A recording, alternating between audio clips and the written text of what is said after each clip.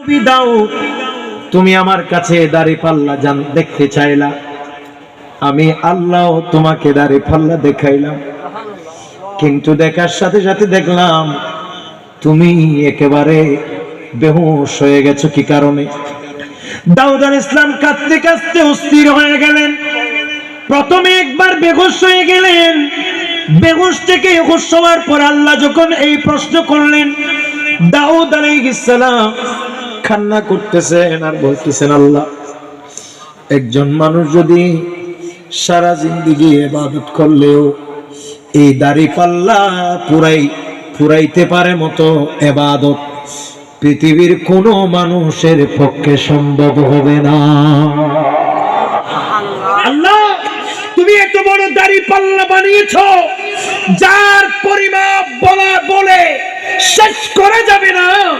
আল্লাহ, এই দাড়িপাল্লা এরকম এক পাল্লা আমল পৃথিবীর কোন বান্দা সারা জিন্দেগি যদি সিজদায় পড়ে থাকে, ইবাদতে পড়ে থাকে, তারপরেও তো এরকম এক দাড়িপাল্লা আমল করা সম্ভব হবে।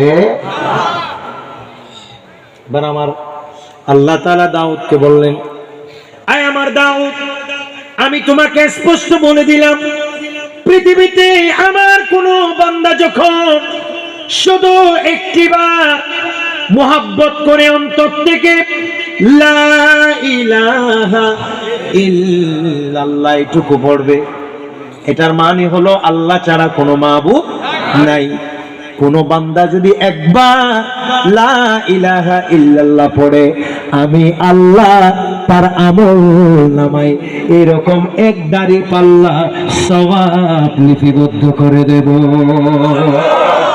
আরেকটু জোরে বলে, এজন্য কোন বান্দা যদি একবার লা ইলাহা ইল্লাল্লাহ পড়ে, এক বর্ণনা অনুযায়ী তাকে মিজানের পাল্লা সমপরিমাণ আমল আল্লাহ লিখে দেবে।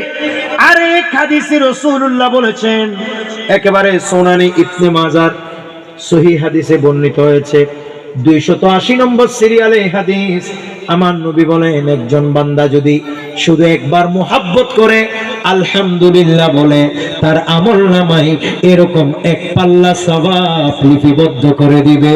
উচ্চ আওয়াজ বলুন সুবহানাল্লাহ, বলেন আলহামদুলিল্লাহ।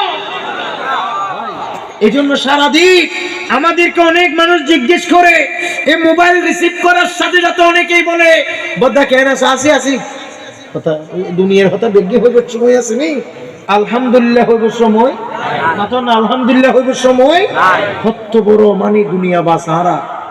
হাই হাই বোধ কি হয় কেন আসি ফির মুর্শিদের দোয়াই হাত দোয়াই